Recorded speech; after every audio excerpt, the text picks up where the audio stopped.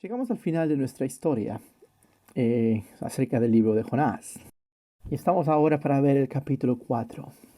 Y recordemos, el capítulo 3 describe el viaje de Jonás hacia Nínive, su predicación en Nínive y la respuesta del pueblo de Nínive al mensaje que ellos oyeron. Ahora me gustaría que ya leamos la parte final de esto. Me gustaría que comencemos del capítulo 3, versos 10, hasta el final del capítulo 4. Y esto es lo que dice. Y al ver Dios lo que hicieron, y que se habían apartado de su mal camino, también él se arrepintió de hacerles el daño que les había anunciado, y desistió de hacerlo. Capítulo 4. Pero Jonás se quedó muy disgustado y se enojó. Entonces oró al Señor y le dijo, ¿Y bien, Señor? ¿No es esto lo que yo decía cuando aún estaba en mi tierra? Por eso me apresuré a huir a Tarsis. Ya sabía yo que tú eres un Dios clemente y piadoso, lento para la ira y grande en misericordia, y que te arrepientes del mal. Yo te ruego, Señor, que me quites la vida. Prefiero la muerte a la vida. Y el Señor le dijo, ¿te parece bien enojarte tanto? Entonces Jonás salió de la ciudad y acampó en la parte oriental de la ciudad. Allí se hizo una enramada y se sentó bajo su sombra, esperando a ver lo que sucedería en la ciudad. Dios, el Señor, preparó una enredadera para que creciere por encima de Jonás, y le hiciere sombra sobre la cabeza, y le quitara el malestar. Jonás se alegró en gran manera por la enredadera.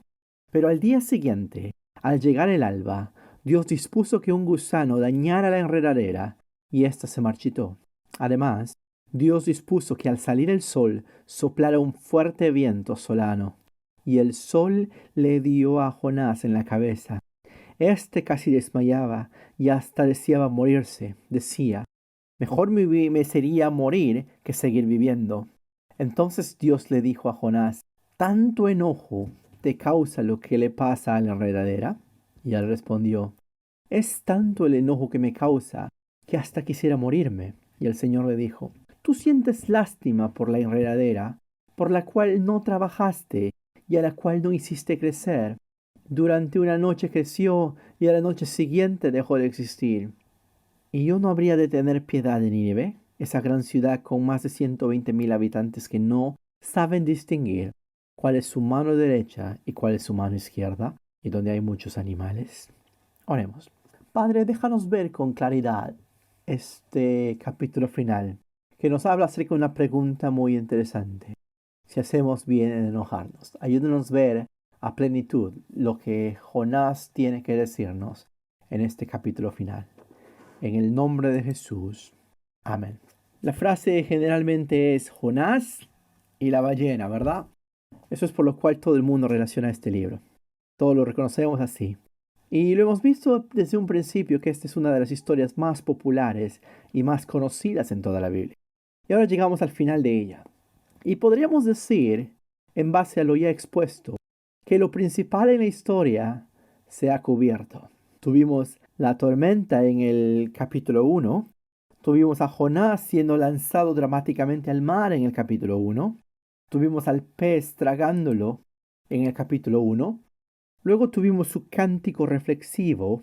Luego el viaje a Nínive en capítulo 3, después de haber sido vomitado por el pez. Tuvimos la predicación y la dramática respuesta. Aparentemente, entonces, todo lo más emocionante del libro ya pasó. Y todo lo que nos quedó, por el contrario, es un hombre gruñón, en este capítulo, sentado en el sol que quema, esperando. Parecieramente completamente anticlímax, dado lo que ha pasado antes. Pero a pesar de parecer muy anticlímax, esta es la parte más afilada del libro de Jonás. Esta es la conclusión, es el clímax de nuestra historia. Esto es donde los grandes asuntos del libro son tratados. En 40 días Nínive será destruida.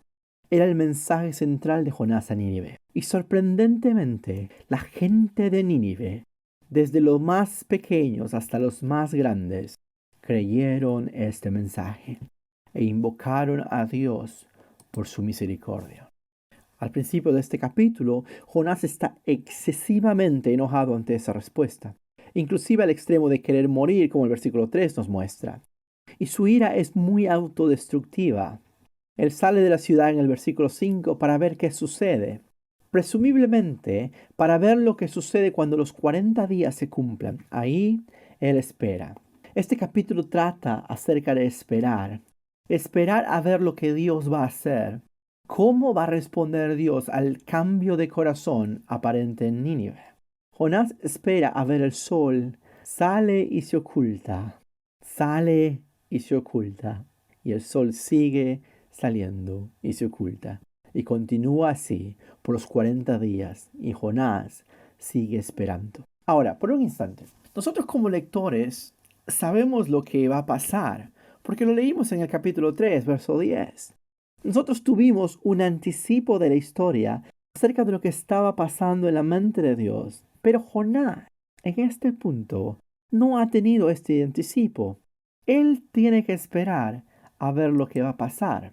Versículo 5 dice que él se sentó bajo la sombra esperando a ver lo que iba a suceder con Nínive. De hecho, él tiene sus sospechas. Y esas sospechas es lo que le lleva a estar molesto. Pero es solamente en el verso 11, al final de esta historia, en donde él se entera definitivamente la misericordia de Dios para con Nínive. La gran pregunta de este capítulo es esta. La encontramos en el versículo 4. ¿Te parece bien estar enojado? Sin ninguna respuesta en esta parte. La pregunta se vuelve a repetir en el versículo 9. Pero esta vez ya hay una respuesta. Y la respuesta suena algo de sí, lo hago bien. Estoy completamente enojado. Esta es definitivamente la gran pregunta en este capítulo. Y creo que es la gran pregunta a lo largo del libro. ¿Haces bien en estar enojado? Aquí está un hombre muy enojado con lo que Dios ha hecho. Y es bueno que notemos que su enojo no es algo nuevo. Si no, miremos lo que dice el versículo 2 de este capítulo. Y nos lleva directamente al principio de este libro. En el capítulo 1, verso 3. Jonás estuvo enojado desde el momento en que Dios le dijo que se moviera. Tan molesto estuvo que inmediatamente, en vez de ir a la dirección donde Dios le estaba mandando, se fue a una dirección diferente. En otras palabras, Jonás estaba diciendo, ya no quiero jugar este juego, Dios. Ya fue suficiente, renuncio. Es probablemente lo que pensaba Jonás. Por supuesto, que luego se da cuenta de que no hay forma de escapar de este juego, entre comillas. Como él mismo lo dijo en el capítulo 1, Dios es el Dios de todo lo que hay. Él es quien hizo el mar y la tierra. Y mediante su poder y usando la tormenta, el mar, los peces, Jonás se da cuenta que está de vuelta en el juego, aunque él aún quiere salirse. Tanto y quizás aún más que como lo hizo en aquel tiempo. Si no, miremos el verso 3 en lo que él declara, en verdad detesto hacer eso, ya no puedo más. Lo mismo se repite en el verso 9, pero esta vez en conexión a la planta. Entonces esta pregunta, ¿en verdad haces bien en enojarte? Esta es la gran pregunta de este capítulo, y creo que es la misma pregunta que este libro hace a sus lectores hoy en día. Pero bueno, vamos un poquito a entender todo el libro, que ya estamos cerrando. Son tres suposiciones que he estado haciendo a lo largo de este libro. La primera es que tenemos esta historia porque Jonás es quien la hizo conocida.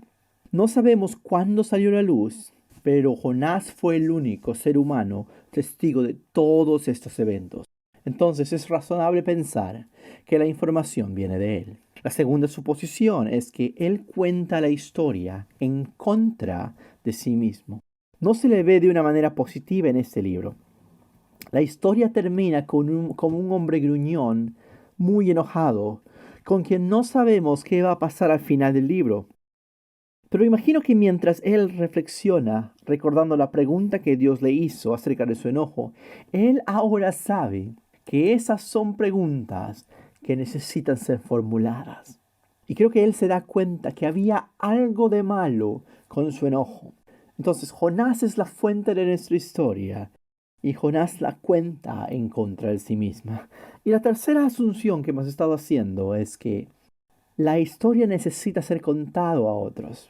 Si no, ¿por qué va a insistir, por qué va a insistir e inventar una historia que pudiera ser muy embarazosa para Jonás mismo? Imagina por un instante si una historia similar te hubiese pasado a ti en la cual tú terminas luciendo muy mal como Jonás.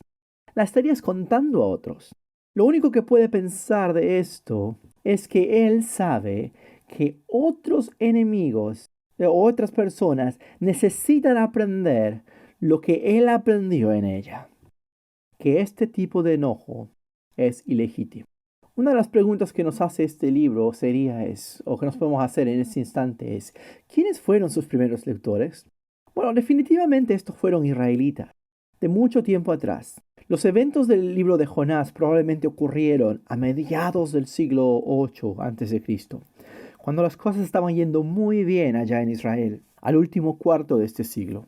Unas cuantas décadas después de esa historia, todo ello vino a cambiar, porque en el año 722 a.C., Israel vivió un juicio de parte de Dios, cuando el ejército asirio vino y arrasó con toda Israel. Asiria, la nación de la cual Nínive era parte. Y mi teoría es que los primeros lectores de este libro sabían precisamente lo que era estar muy enojados con lo que Dios estaba haciendo con Nínive.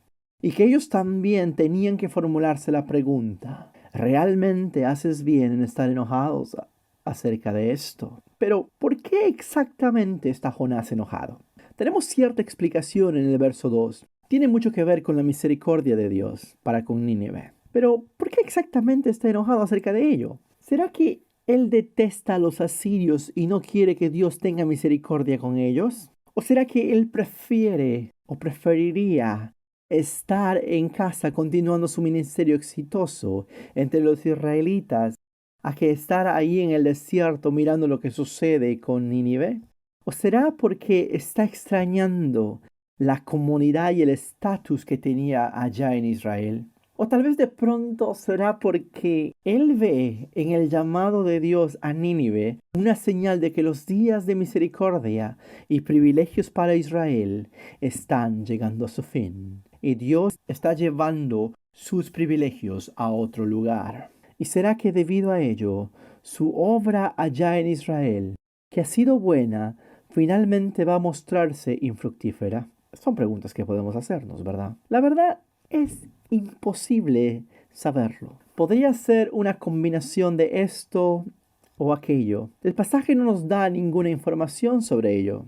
Entonces, en vez de especular acerca de lo que el pasaje no dice, porque precisamente Jonás está tan enojado, centrémonos acerca de lo que el pasaje dice. Y hay tres cosas importantes que podemos ver en este capítulo 4, que son las tres cosas que me gustaría que veamos ahora. Las voy a nombrar. Lo primero es que Dios es muy paciente con Jonás. Lo segundo es que Dios ha sido muy paciente, pero muy paciente con el pueblo de Israel. Y lo tercero es que Dios tiene todo el derecho de ser paciente. Veamos el primero. Dios es muy paciente con Jonás. Recordemos lo que este libro dice acerca de quién es Dios. Dios es el dueño y soberano de todo. El mar, la tierra, el pez, los marineros, todo Nínive, desde el rey hasta sus habitantes. Él gobierna sobre todo pequeño o grande, sobre la tormenta en el capítulo 1, sobre el gusano en el capítulo 4. Recordemos también quién es Jonás. Jonás es una persona muy insignificante, grande ante los ojos de Dios, pero al final un pequeño ser humano. Y este pequeño ser humano, siervo de Dios, predicador, le dice a Dios, estoy muy enojado con lo que estás haciendo, tan enojado como para morirme. Ya no quiero vivir, ya no quiero que seas mi creador, no quiero vivir si esto es lo que tengo que vivir. Tengo todo el derecho de estar enojado por cómo está sobrando Dios. Recordemos quién es quién en esta historia. Jonás es una persona insignificante, furiosamente empuñando las manos ante una muestra de misericordia en gran escala. Podemos imaginar a Jonás pensando, tú Jehová no debes estar haciendo esto en tu obrar. Yo sé lo que es bueno, yo sé lo que es justo, aun si tú no lo sabes. Yo sé lo que se tiene que hacer aunque no lo hagas. Yo creo que Dios, que lo que estás haciendo es tan malo que no quiero tener nada que ver con ello. Debe pensar Jonás. Jonás estará pensando, está por debajo de mí, así que mátame ahora y quítame de mi miseria. Preferiría morir que tener algo que ver con todo esto, podría pensar Jonás. En respuesta a su injustificable enojo, Dios es excepcionalmente paciente con Jonás. De hecho, Dios le muestra a Jonás precisamente el mismo tipo de misericordia mostrado a los otros por el cual Jonás está tan enojado con Dios. Mira la paciencia de Dios vista en el versículo 4, 5 y 6. Una pregunta muy paciente a lo que se merece este hombre gruñón. ¿Haces bien en estar enojado? El mismo tipo de bondad se ve en el verso 6. ¿No es algo lindo y muy amable de hacer por alguien? Si alguien está soleándose, hagas una paraguas y lo pones delante de él. Personalmente, yo le dejaría sancocharse del sol. Pero Dios es muy piadoso con este pequeño gruñón, que le permite esta planta aparecer para él. Nuevamente en el verso 9, una pregunta paciente, invitando a Jonás a entenderlo, y parece no entender. Inclusive pacientemente, como en el versículo 10 y 11, que él le da una explicación en cierta manera. Tú tuviste lástima, es lo que dice, tú tuviste lástima por la planta. ¿No debería yo tener lástima también por Nínive?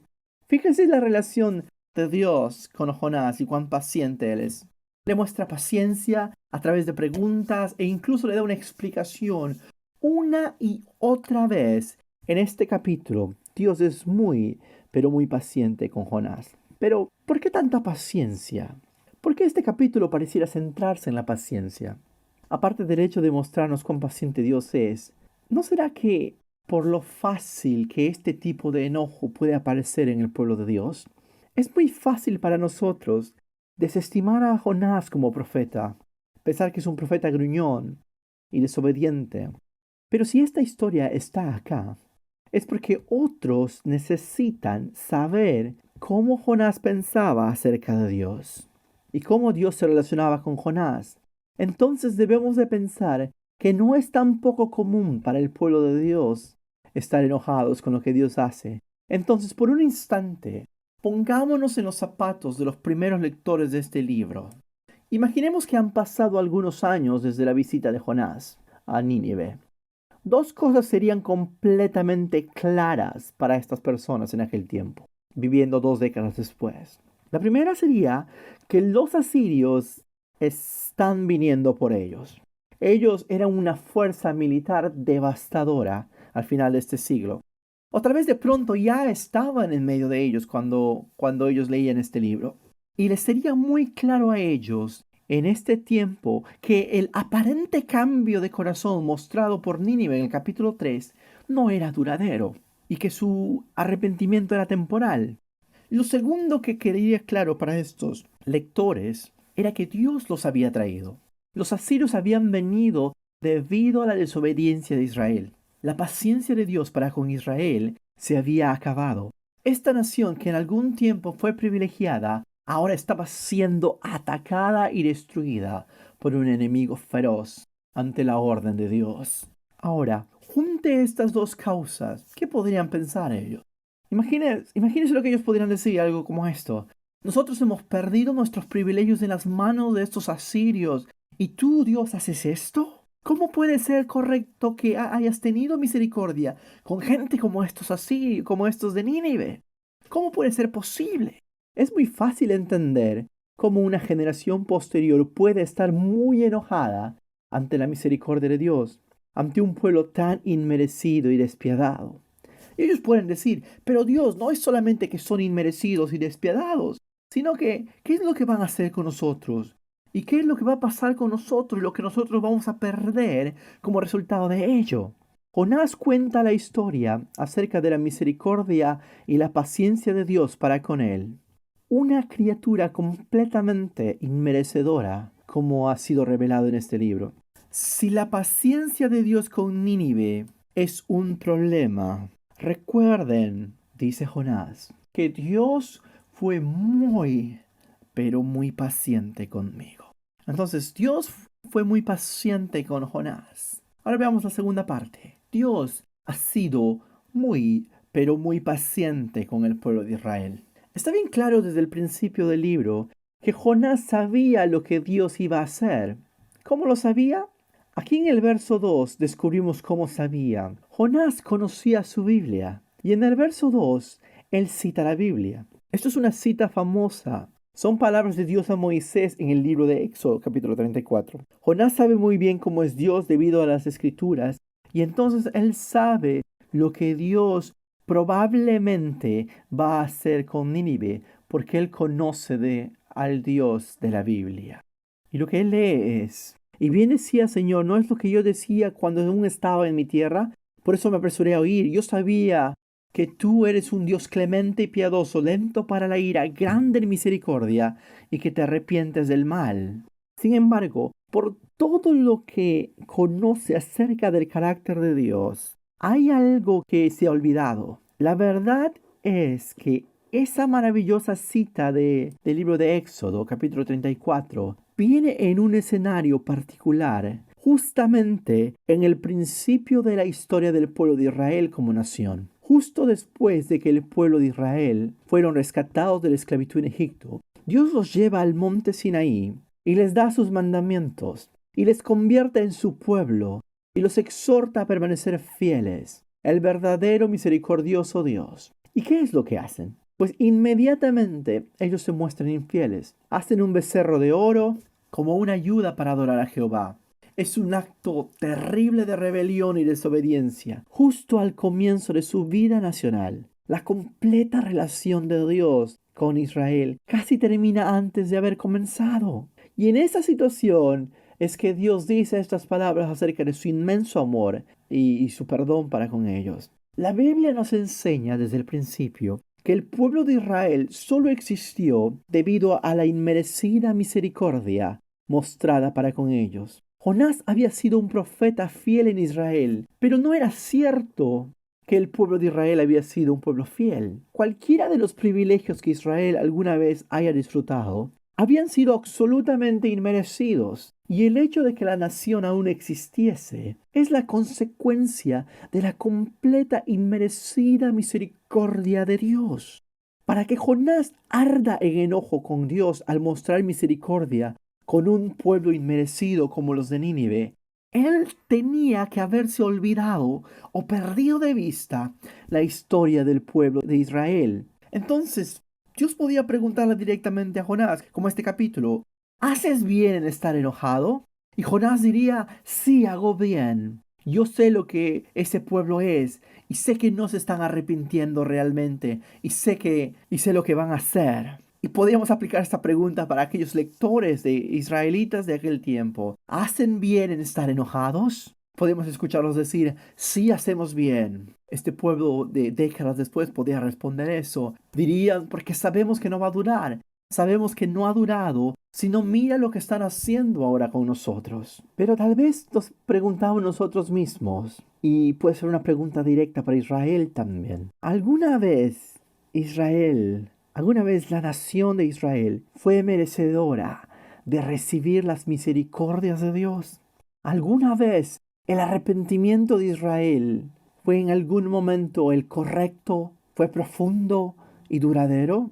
Si uno ha leído la historia de la Biblia, uno sabe que la respuesta es no. En ningún momento fue así. Desde el principio, ellos probaron ser rebeldes e infieles. Jonás conoce el carácter de Dios a través de las palabras de Éxodo 34, pero parece que él se olvidó el contexto en el cual esas palabras fueron habladas. Dios es un Dios que es misericordioso con aquellos inmerecedores, flagrantemente infieles, inadecuadamente arrepentidos, tal y cual como el pueblo de Israel siempre ha sido, tal y cual como cada uno de los seres humanos siempre ha sido por naturaleza.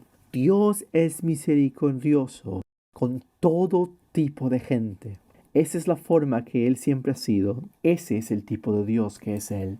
Esta es la perspectiva que Jonás pareciera haber perdido. En el capítulo 2, él se ve a sí mismo como uno de los fieles, no como aquellos marineros paganos del capítulo 1 que oran a sus propios dioses, no como el pueblo de Nínive al cual él está siendo enviado, son idólatras, él piensa. Pero la verdad es que, como lo vimos antes, tanto él como la nación a la cual él pertenece fueron infieles, receptores de la misericordia de Dios, y lo habían sido desde el principio, aunque él no se vea de esta forma. Dios ha sido muy paciente con Jonás y Dios ha sido muy paciente con Israel, como las palabras del verso 2 lo deja claro.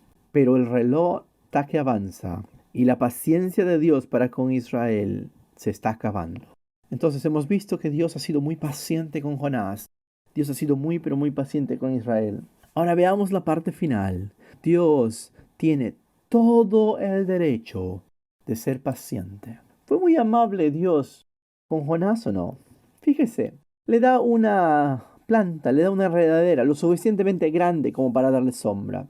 Esta planta provocó en Jonás una inusual alegría, como lo dice el versículo 6. Este versículo 6 es la única parte en la cual encontramos que Jonás está contento por algo en este libro.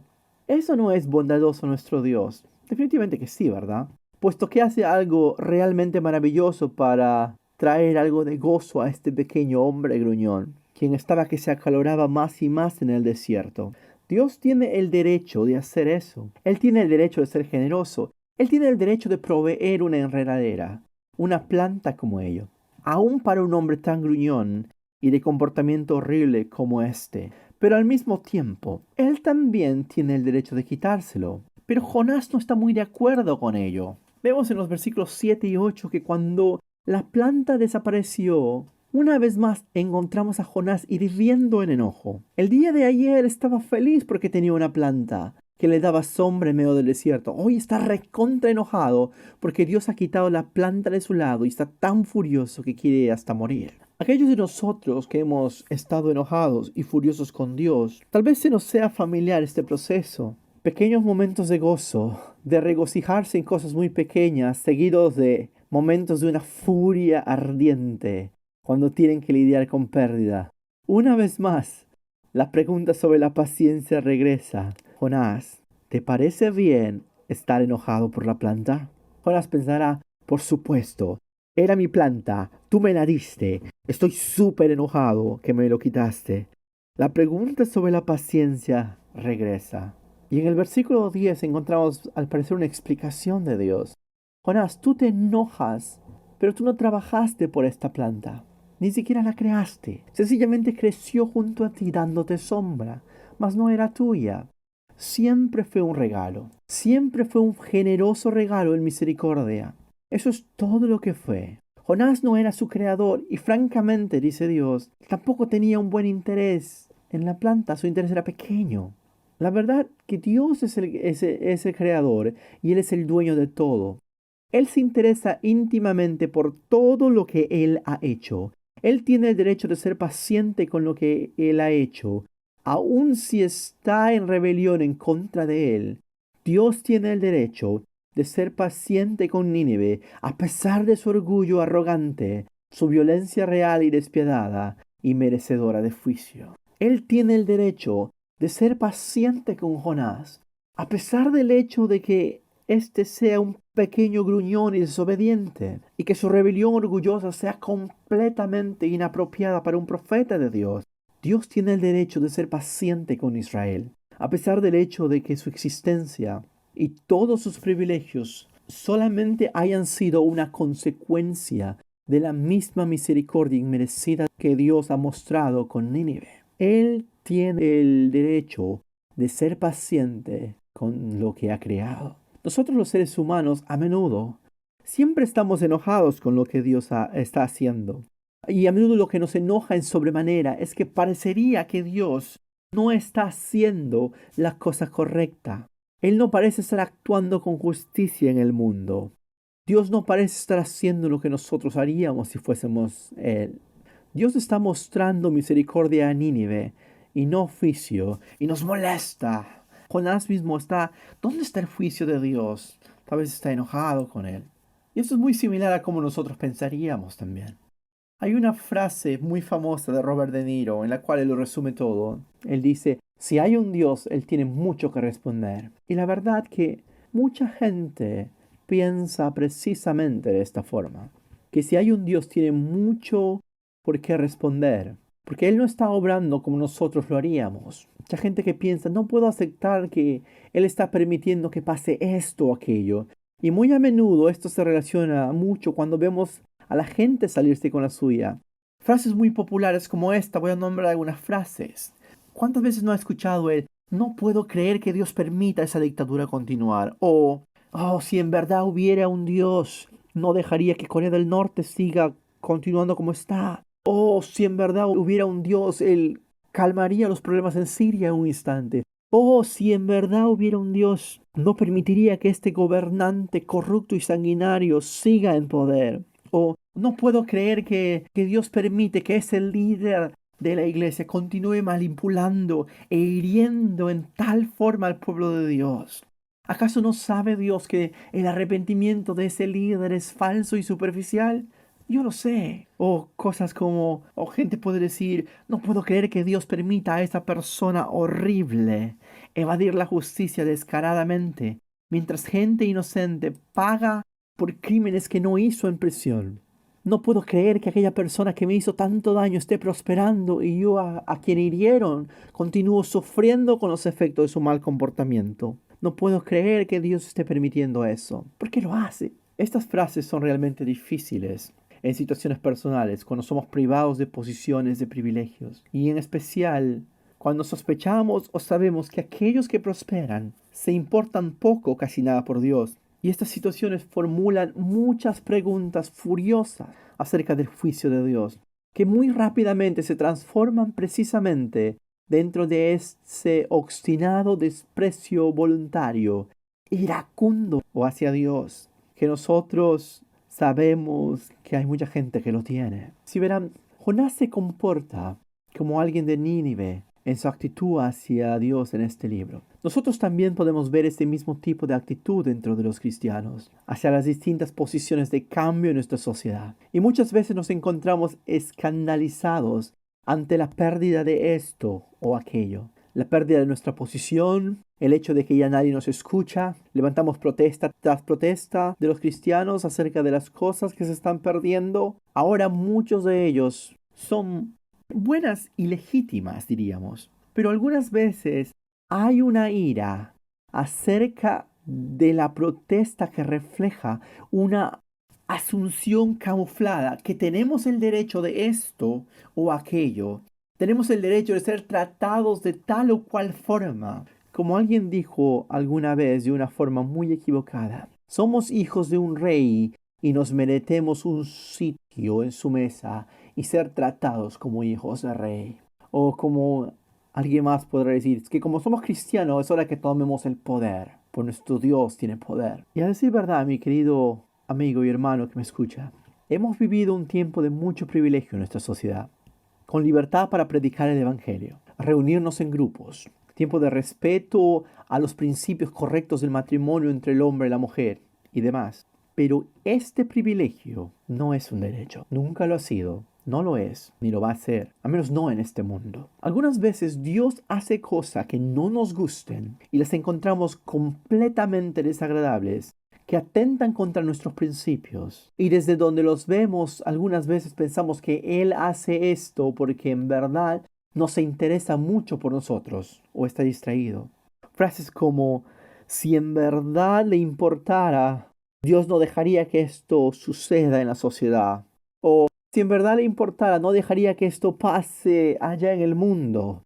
O si en verdad esto importara a Dios, nunca hubiese dejado que esto pase en mi vida. Este libro cambia esa idea completamente desde la raíz. La ira desenfrenada de Jonás es producto de su poco interés y preocupación. Fíjese bien, su nación está perdiendo su posición en el mundo. Tal vez su ministerio allá en Israel haya sido en vano. Su estado como un profeta exitoso está desapareciendo. Aquellas personas de Nínive se van a salir con la suya. Y él debe pensar, yo no quiero eso, yo preferiría morir. Su ira nos muestra cuán pequeña su paciencia es. Cuando nos enojamos ante la lentitud de Dios para juzgar y su rapidez para perdonar, actuamos de esa forma porque estamos menos interesados o preocupados de lo que Él está por el mundo. que el cual Él ha creado. Y no es porque estamos más preocupados. Esta es una lección muy difícil de entender para muchos de nosotros. Conozco a alguien que pasó por una serie de eventos de pérdidas en su vida. Y él me decía, lo más alarmante en mi vida al haber experimentado toda la pérdida fue lo que yo encontré en mi interior como resultado. Tócame en el lugar adecuado. Cosas muy feas salían de mí. En un mundo donde tales realidades existen, Dios dice, ¿haces bien en estar enojado cuando yo soy paciente? En un mundo donde la ira incontrolable sobreabunda en relación a lo que Dios está haciendo, Jonás comparte con Israel acerca de su propia ira incontrolable y la paciencia inmerecida de Dios para con él. La paciencia de Dios es algo muy grande y viene por el hecho de que Él es creador del mundo. Viene por el hecho de que Él está interesado y preocupado por todo lo que Él ha creado. Viene por el hecho de que Dios decide relacionarse con la humanidad pecaminosa en las bases de una misericordia inmerecida, no derechos merecidos. Él tiene el derecho de hacer eso. Es su mundo. Todo ha sido creado por Él. Finalizamos el libro de Jonás como Jonás, esperando. El reloj avanza, el sol se pone y vuelve a aparecer. ¿Qué va a hacer Dios? No lo sabemos. Ahora, había mucho más acerca del juicio de Dios que Jonás pudo ver en aquel tiempo.